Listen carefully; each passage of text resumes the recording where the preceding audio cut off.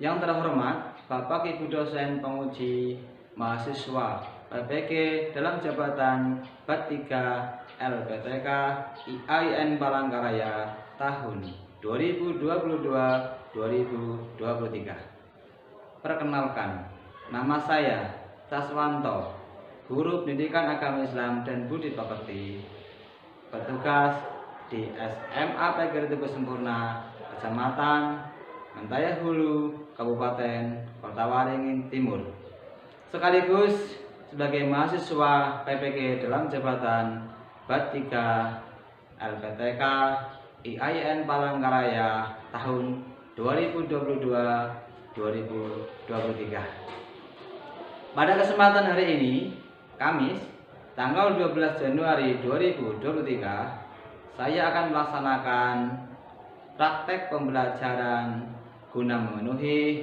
uji kinerja atau UKIN yang bertempat di SMA PGRI Teguh Sempurna, Kecamatan Mentaya Hulu, Kabupaten Kota Waringin Timur, yang akan dilaksanakan di kelas 11 dengan materi pokok prinsip-prinsip dan praktek ekonomi dalam Islam yang menggunakan model pembelajaran Discovery Learning. Berikut video pembelajaran yang saya laksanakan. Selamat menyaksikan. Terima kasih. Wassalamualaikum warahmatullahi wabarakatuh. Siap, gerak.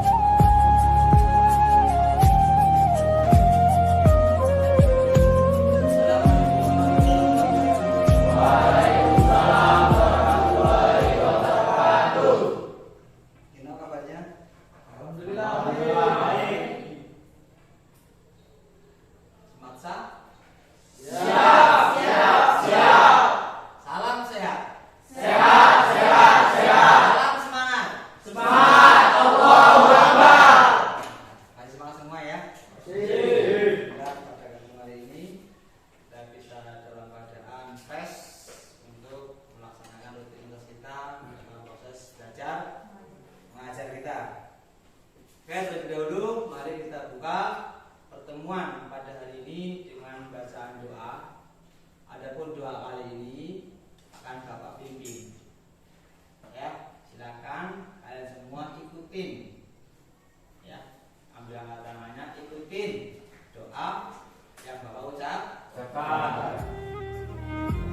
Bismillahirrahmanirrahim. Bismillahirrahmanirrahim. Allahumma sholli ala Sayyidina Muhammadin wa ala ali Sayyidina Muhammad. Alhamdulillahirabbil alamin. Allahumma sunna wa nabi wa iqbal mursalin.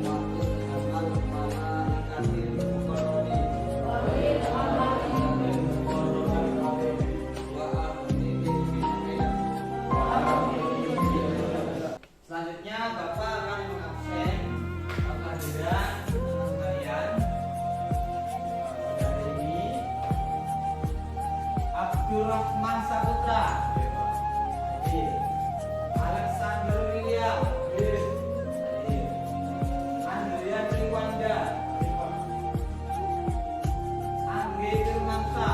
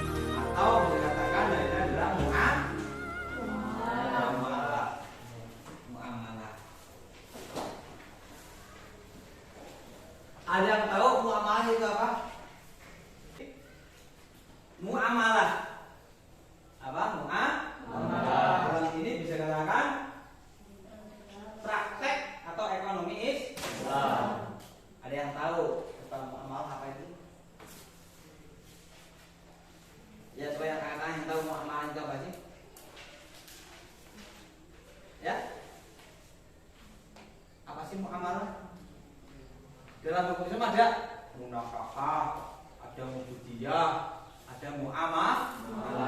Kalau mubudiyah kaitannya dengan ibadah. Kalau munakahah dengan pernikahan. Kalau muwarosah dengan wari. Nah ini kok ada muamalah, berarti dengan apa? Hubungan ya. Hubungan apalagi? Tukar terhadap orang lain. Hah? Perlakuan terhadap orang lain. Atau ada interaksi satu sama lain. Ya. Muamalah. Karena saya amalah itu juga katakan interaksi ataupun ada ekonomi secara Islam. Hubungan. Berarti itu di RKS-nya? Saling bekerja. Atau saling bekerja. Jadi saling membutuhkan. Nah bab ini kira-kira dengan bab kemarin ada kaitannya enggak? Apa bab kemarin masih kemarin tentang hormat patuh terhadap guru dan orang tua? Bab yang kemarin sebelum bab ini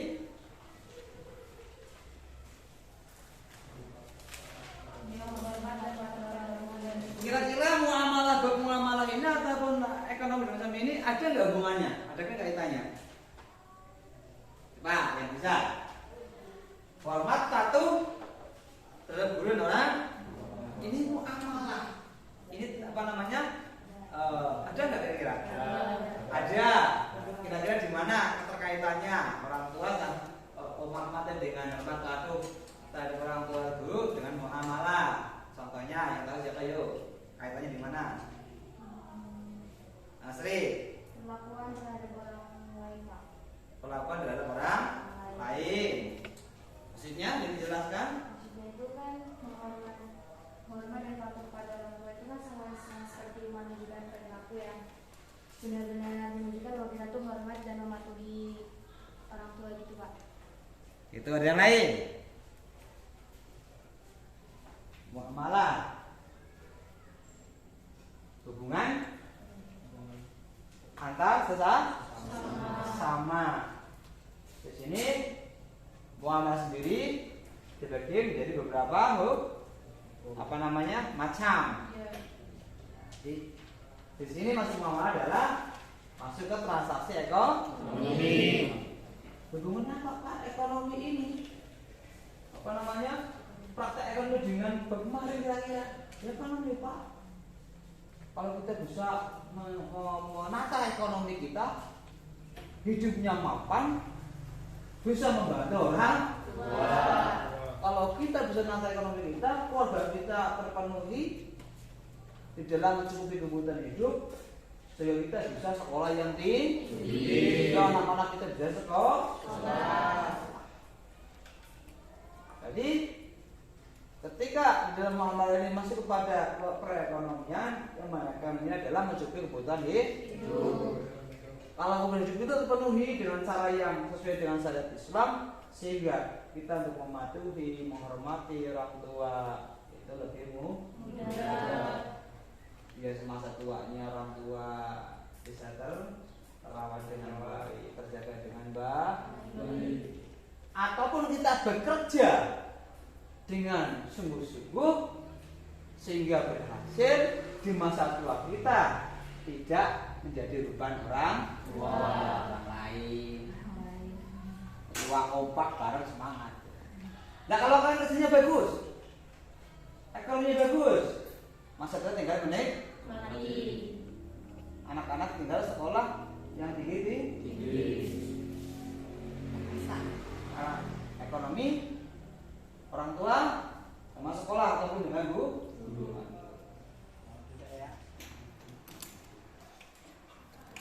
Tujuan pembelajaran kita yaitu adalah satu, siswa dapat atau setelah mengikuti proses belajar ini, siswa dapat menjelaskan prinsip-prinsip dan praktek ekonomi Islam dengan baik dan benar. Itu tujuannya. Yang kedua adalah siswa dapat menjelaskan dalil-dalil nas tentang prinsip-prinsip dan dan praktek ekonomi Islam dengan baik dan benar. Tujuan ketiga adalah menganalisis prinsip-prinsip dan praktek ekonomi dalam Islam dengan baik dan benar. Yang keempat, menganalisis hikmah dan manfaat prinsip-prinsip dan praktek ekonomi dalam Islam dengan baik dan benar. Yang kelima, setelah proses belajar mengajar, diharapkan siswa dapat menyimpulkan hikmah dan manfaat prinsip-prinsip dan praktek ekonomi dalam Islam dengan baik dan benar. Dan tujuan ini sesuai dengan keadaan IPK-nya, yaitu sesuai dengan KD yang ada pada hari ini. Kita punya KD 2, jadi tingkat 9 dan kemudian tingkat 9 yaitu menelaah prinsip-prinsip dan praktek ekonomi dalam Islam dan KD kita. Yang kedua itu pada 9 mempresentasikan, yaitu dalam keterampilan mempresentasikan prinsip-prinsip dan praktek ekonomi dalam Islam. Itu ya Allah, kalau kita sungguh-sungguh dalam mengkaji ini, bab ini, kita akan memahami prinsip-prinsip ekonomi Islam sehingga alia nilainya juga tuntas dan kita bisa mempraktekkan di lingkungan kita masing-masing. Insya Allah di dalam pembelajaran kita nanti akan kita bagi per kelompok. Oke, ini ada gambar dan video, perhatikan ke depan untuk stimulus untuk rangsangan kalian agar bisa lebih memudahkan dalam memahami bab ini. Silakan diperhatikan video ke depan dalam proses jual beli. Ya, ini lihat di PowerPoint itu ada. Tapi sebelum kita masuk ke PowerPoint, saya akan tampilkan cermati ya. Di sini nanti kalian cermati dalam panggilan Bapak. Kalian identifikasi kira-kira masalah apa yang timbul dalam tayangan tersebut. Nanti kalian bisa mencatat dan mendiskusikannya dengan yang lain agar nanti kita rumuskan masalahnya. Kalian identifikasi mengenai muamalah atau prinsip-prinsip dalam ekonomi Islam. Kemudian kalian identifikasi maksudnya apa? Apa namanya? Ditata atau dirangkum ataupun dipersempit tadi permasalahannya sehingga nanti menemukan rumusan masalah. Paham ya? Nih, lihat ada tampilan sedikit video sebagai pengajar kita hari ini tentang jual beli. Silakan diperhatikan.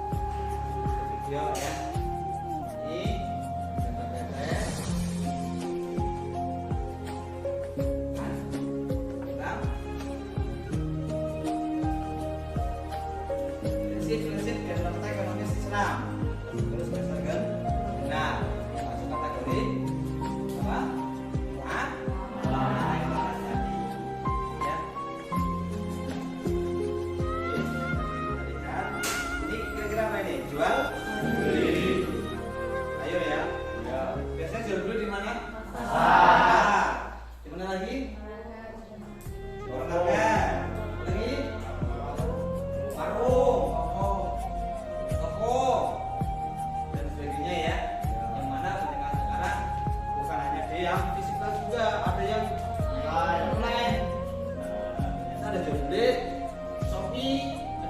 Sofia, apalagi Lazada, dia ini sudah kalian kasih nanti.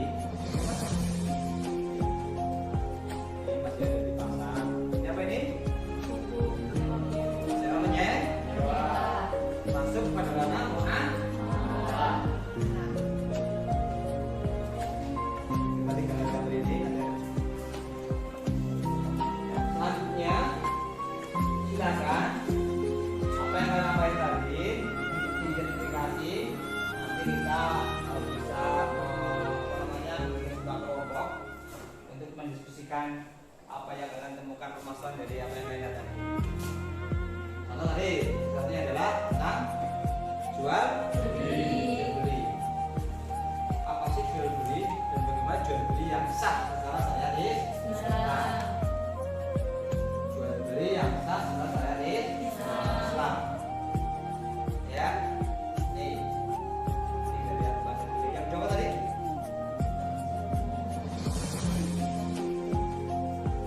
utang, ya. Utang, paham belum? Ambil utang apa itu? Mana hukum Islam? Utang, utang yuk. Utang, kita sesuai dengan syariat Islam. Yang diperboleh. Ya. Yang ketiga, sewa menyewa. Yang keempat, hah? Yang keempat, perbankan. Oke, itu mungkin yang nanti kita bahas. Sebelum kita bahas, silakan dari kelompok. Ini berapa juga? 17 ya. Kita bagi 4 kelompok. Ya. Sehingga kita akan hitung 1 sampai 4. Paham ya? 1 sampai 4. Nanti setiap nomor yang kalian ucapkan disebut dengan sama nomornya. Paham ya? Oke, di sini yuk. 1, 2, 3, 4. 1, 2, 3, 4. 1, 2, 3, 4. 3, 4. Ya. Bang ngomong ya? Ya, nanti dihubungkan. Ya, sekarang kumpul dengan masing-masing nomor yang telah disebutkan. Silakan.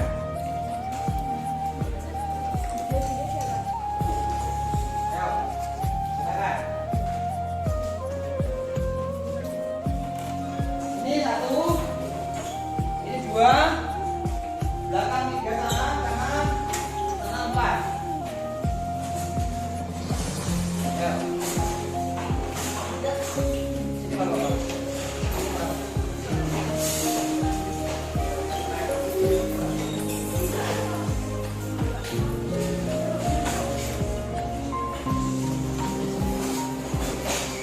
Dan semua duduk mereka bangun mereka biar lebih enak duduknya.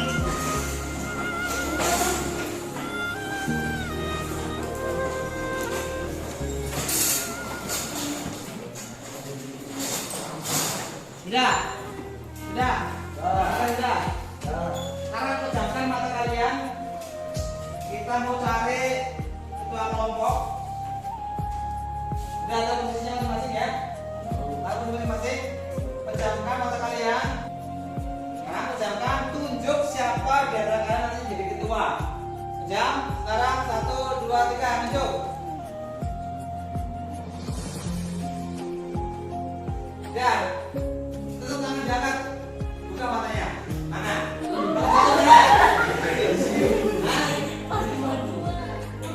Ini ya, ketua jangan. Oh, siapa namanya? Iya. Turun. Ini mana?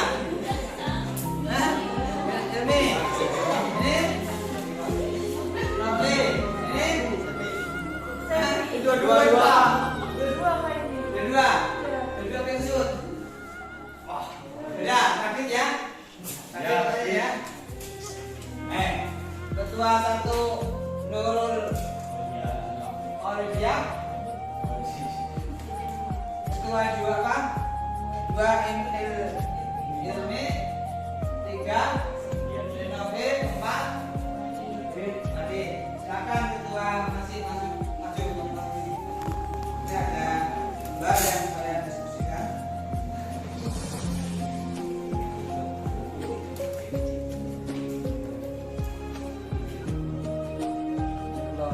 2, mana kelompok 2? Kelompok 3, kelompok 4.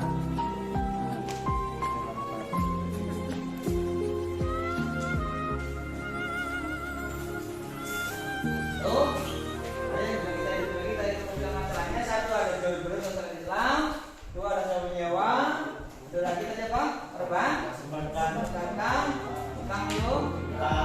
Itu kalian silakan dibaca dan ditulis nanti presentasi. Syukur-syukur setiap kelompok bisa mempraktekkan secara kasar secara sederhana. Contoh mungkin saya dapat jual beli Pak. Lah jual beli misal ini ada HP, jual beli HP apa? Silakan dibuktikan dengan baik. Ada pertanyaan? Aman ya? Silakan ditulis, dirapikan, itu tambahin ada di buku paket, silakan buat rekan silakan untuk mendiskusikan masalah yang tadi kita sudah kumpulkan.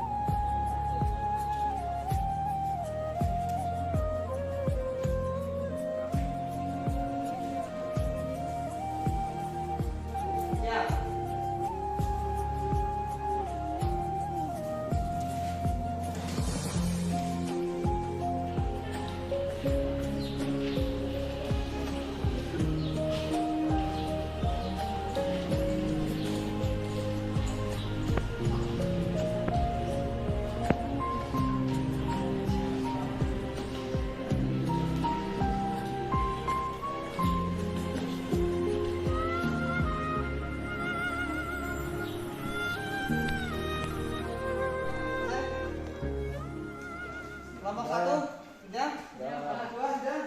Kelompok 3? Kelompok 4? Silakan kasih waktu kelompok mana dulu yang mau mempresentasikan hasil diskusi dari kelompoknya. Nanti sampaikan namanya siapa, program kelompok mana, terus materi yang didiskusikan apa. Ayo.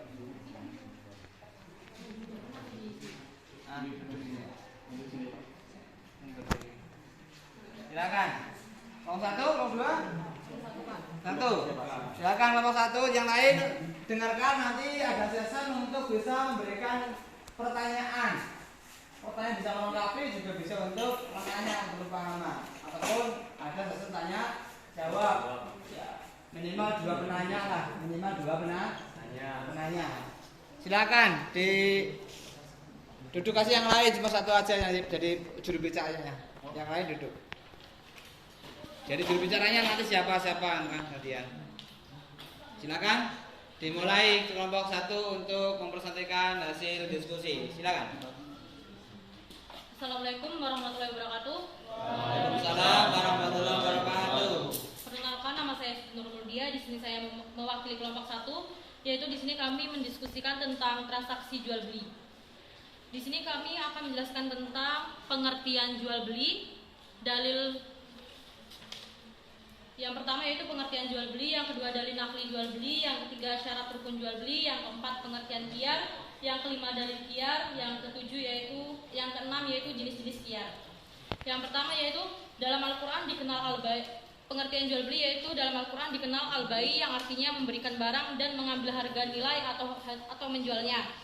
Dengan kata lain, jual beli merupakan tukar menukar sesuatu dengan sesuatu berdasarkan keridoan antara keduanya, sedangkan secara syara jual beli adalah memindahkan hak milik dengan hak milik lain berdasarkan persetujuan. Untuk dalil dari jual beli ini telah dijelaskan dalam Quran surah Al-Nisa surah kelima ayat 29, yang artinya itu, wahai orang-orang yang beriman, janganlah kamu saling memakan harta sesamamu dengan jalan yang batil atau tidak benar, kecuali dalam perdagangan yang berlaku atas dasar suka dan suka di antara kamu, dan janganlah kamu bunuh dirimu, sungguh Allah Maha Penyayang padamu. Yang kedua yaitu tentang dalil nakli jual beli. Dalam Al-Qur'an yaitu dijelaskan dalam surah Al-Baqarah surah kedua ayat 275 yang memiliki arti yaitu, dan Allah telah menghalalkan jual beli dan mengharamkan riba. Dalam hadis juga dijelaskan dalam Quran surah Al-Nisa ayat surah kelima ayat 29 yang artinya adalah, wahai orang-orang yang beriman, janganlah kamu saling memakan harta sesamamu dengan jalan yang batil atau tidak benar, kecuali dalam perdagangan yang berlaku atas dasar suka sama suka di antara kamu, dan janganlah kamu membunuh dirimu, sungguh Allah Maha Penyayang padamu. Sekian presentasi dari kelompok saya. Jika ada yang kurang jelas mohon ditanyakan.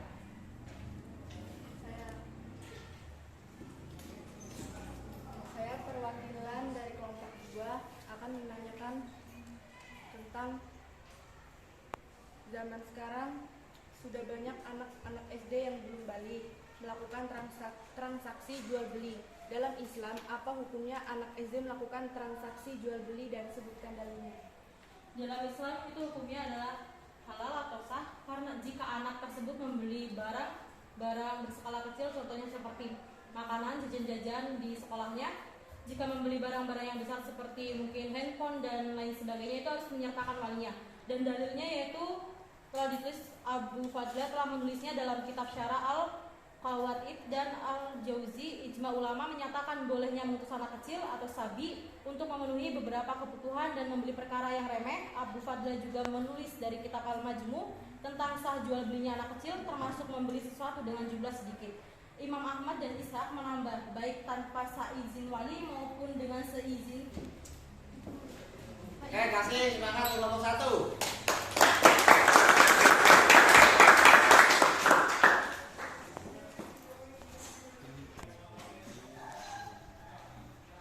Teman-teman, ini saya akan menjelaskan tentang pengertian utang piutang, dalil nakli utang piutang, rukun utang piutang, pengertian riba, dalil nakli riba, dan macam-macam riba. Poin A yang pertama yaitu utang piutang. Pengertian utang piutang. Utang piutang dikenal dalam beberapa istilah dalam ilmu fikih.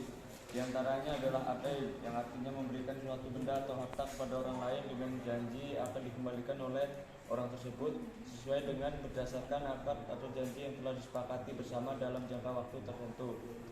Misalnya, si A utang kepada B sebesar Rp500.000, maka A harus mengembalikan uang tersebut kepada B dengan waktu yang telah disepakati.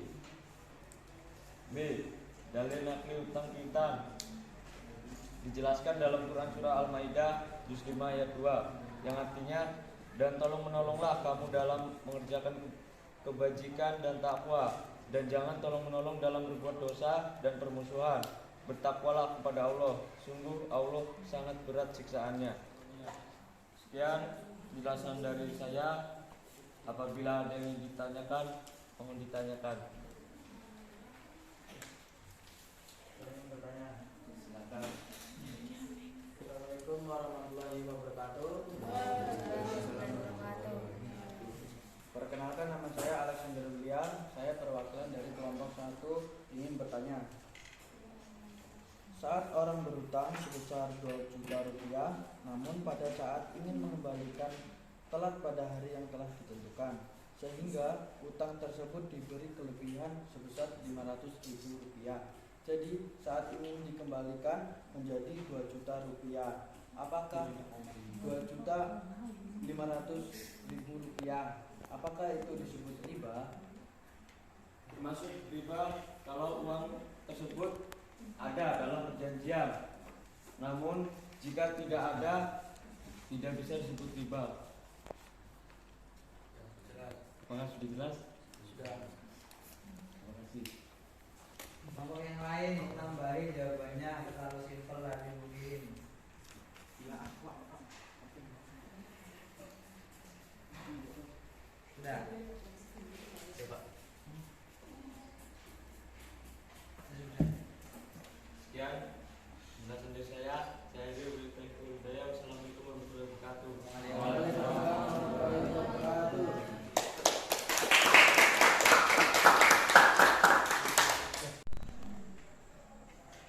Tadi itu presentasi dari beberapa masalah yang telah bersama-sama kalian diskusikan lewat kelompok dari beberapa macam atau dari beberapa hasil diskusi. Silakan kalau yang belum paham bisa tanya ke Bapak. Saya dipahami? Bisa. Beberapa ada yang diskusikan masalah dari mulai transaksi dalam jual beli, sewa menyewa, tanggung utang ataupun syirka yang bersama, bahwa bisa kita simpulkan bahwa di dalam transaksi ekonomi Islam sangat hati-hati sekali terkait dengan masalah untuk mencukupi kebutuhan hidup. Rasanya di dalam ibadah, kalau ibadah itu ada 10, yang 9 dari 10 itu adalah terletak dalam transaksi ataupun ekonomi dalam Islam. Hingga di dalam transaksi ini untuk meraih, memiliki, memakan hal-hal yang halal perlu dengan hukum-hukum sesuai dengan syariat yang diperbolehkan oleh agama Islam. Itu kali ini semoga apa yang kita pelajari kali ini bisa bermanfaat untuk kita semua dan kita praktekkan di dalam masalah kita, sehingga dalam bertransaksi, berinteraksi dengan yang lain kita sudah tidak melanggar lagi ataupun kita sudah sesuai dengan syariat